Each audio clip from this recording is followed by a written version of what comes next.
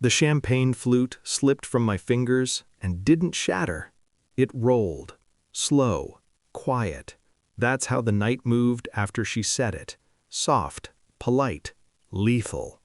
My useless husband needs to sell his failing company to me. Laughter followed. Applause. Her father's nod. Measured. Approving. The kind of nod men give when a problem is finally contained. I stood there, halfway between the balcony doors and the exit, watching my wife glow under the lights. Ivy League smile. MBA confidence. Her hand rested on the arm of a man I didn't recognize. Too close. Too familiar. He whispered something. She laughed. Not the laugh she gave me. Something lighter. Something earned elsewhere. No one looked at me. That was the trick. Humiliation works best when it's public and invisible. My phone vibrated once. A message from her father's lawyer. Tomorrow morning, we'll discuss the transfer. I didn't argue, didn't defend myself, didn't remind them the company existed before the MBA, before the title, before her last name became leverage. I placed my wedding ring on the empty chair beside me. Then I left, quietly. The elevator mirror showed me a man they thought they'd already buried. Dropout. Husband. Liability. They didn't know about the other accounts, the shell patents, the quiet restructuring I'd started months ago, when she stopped asking how my day went and started correcting my vocabulary. She had been pulling away in increments, subtle, strategic. I ignored it because love teaches you to doubt your instincts before you doubt your partner.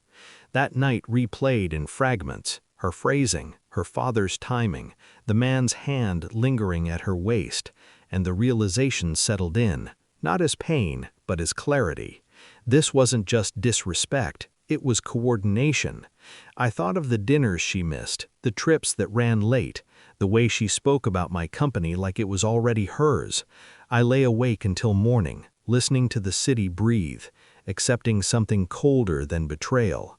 I had been studied, measured, deemed expendable. I didn't confront her. I smiled, made coffee, kissed her cheek. Then I started confirming what I already knew. Phone records first, burner numbers, calls that aligned perfectly with her networking events, financial trails next, an advisory firm connected to her father, draft acquisition documents dated weeks before the party. They hadn't planned to ask. They planned to take. I sat across from her at dinner while she spoke about synergy and clean exits, my pulse steady, my mind surgical. At night, I accessed the backups she didn't know existed. Emails, calendars, one file labeled personal. Inside, hotel confirmations, private jokes, a pregnancy test photo, positive, time-stamped 3 weeks ago. The man from the party, not just an affair, a replacement. The lab report arrived at 6:12 a.m. I read it once, then again. No reaction, just confirmation. I laid the folder on the kitchen counter while she scrolled through her phone, barefoot, unguarded. "What's that?" she asked. "Due diligence," I said. She opened it, watched her face change, color draining, breath shortening, the way confident people unravel when certainty abandons them. "You went through my things?" she whispered. I met her eyes, calm, precise. "You went through my life."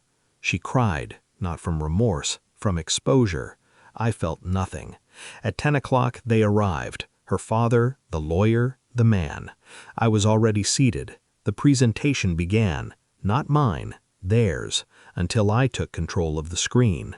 Patents reassigned, company dissolved, assets transferred to an entity she had signed away months ago, assuming it was irrelevant. Her father's mouth opened, closed. The lawyer went pale. The man stepped back. I stood. "I sold it," I said, "just not to you." Silence fell like judgment. I slid the ring across the table toward her. "You wanted control," I added. "Now you have consequences." Then I walked out. I didn't look back. There's a peace that comes when the lie collapses and you're no longer required to pretend. I wasn't a dropout. I was an exit strategy they never saw coming. And as the door closed behind me, I understood something final and clean. Some people mistake silence for weakness. I didn't.